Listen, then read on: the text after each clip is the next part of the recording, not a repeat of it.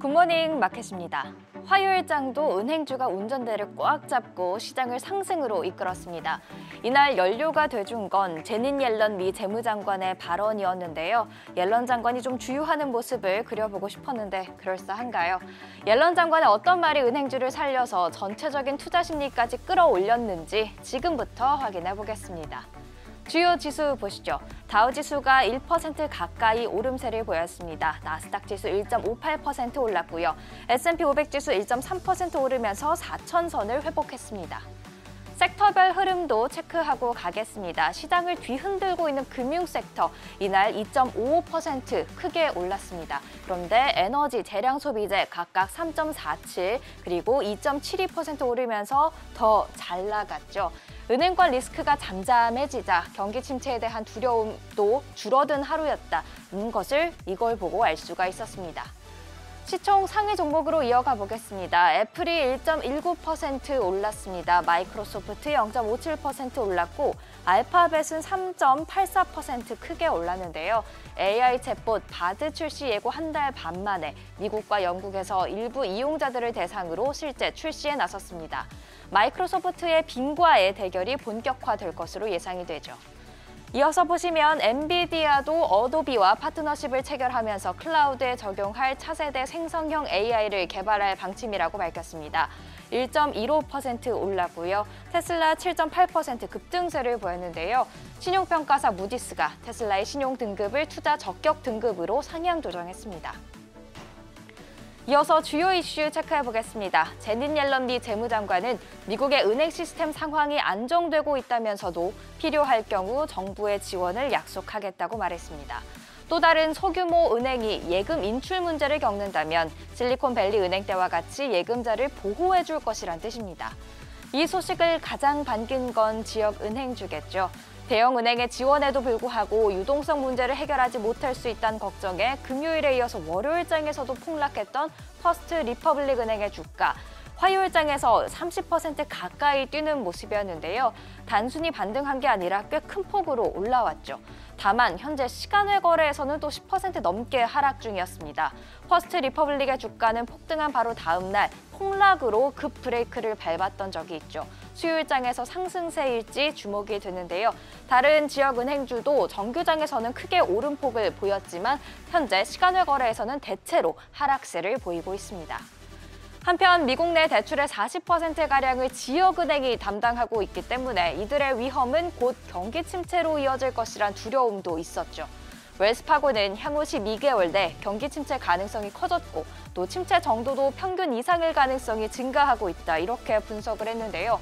앞서서 에너지, 재량 소비재 섹터가 선전한 걸 보면 화요일장에서만큼은 투자자들이 침체 위험을 크게 느끼진 않은 것으로 보입니다.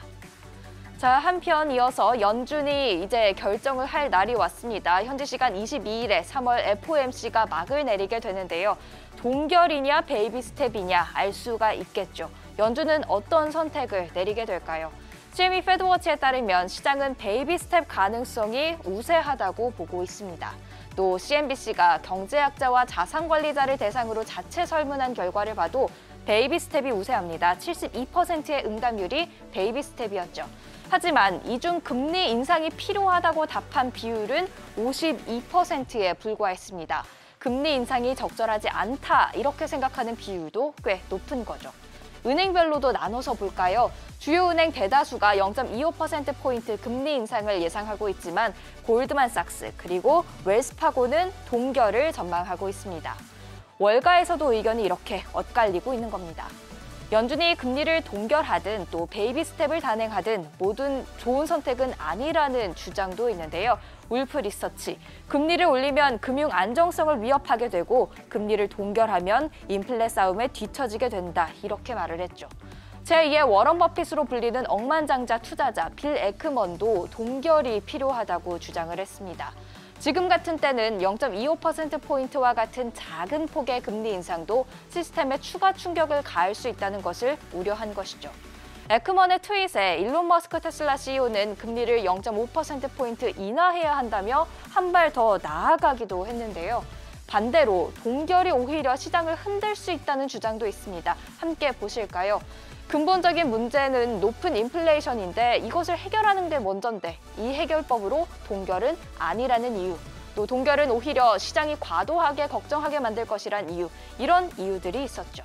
지난주 유럽중앙은행이 기준금리를 예상대로 0.5%포인트 인상하자 시장이 안도했던 것을 생각하면 요한그란의 주장도 일리가 있어 보입니다. 결국 동결과 베이비 스텝으로 의견이 나뉜 건 연준이 인플레이 싸움과 시스템 안정성을 동시에 추진하기가 어렵기 때문인데요.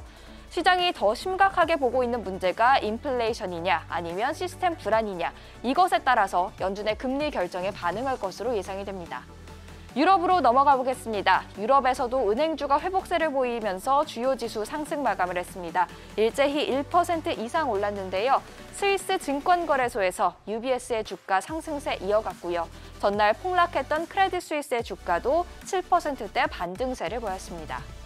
어제 휴장한 일본 증시를 제외하고 아시아 증시도 뉴욕 증시의 훈풍을 이어받아가는 모습이었습니다. 비트코인 가격 현재 오전 8시 기준 3,710만 원에 거래가 되고 있습니다. 상승 압력 다소 약해진 모습이 보이고 있습니다. 그리고 은행권 위기감이 줄어들면서 국제유가 오름세 보였습니다. WTI가 2.5%, 브렌트유가 0.95% 상승으로 거래를 마쳤습니다. 반면 금값은 내림세를 보였죠. 2.1% 뚝 떨어졌고요. 국채금리도 오름세를 이어갔는데요. 10년물 국채금리가 3.6%, 2년물이 4.1%대로 올라왔습니다. 안전자산 수요가 줄어든 모습 확인할 수가 있었죠. 내일 이 시간에는 연준의 금리 결정, 제롬 파월 미 연준 의장의 기자회견 내용을 자세히 들여다보겠습니다. 지금까지 굿모닝 마켓이었습니다.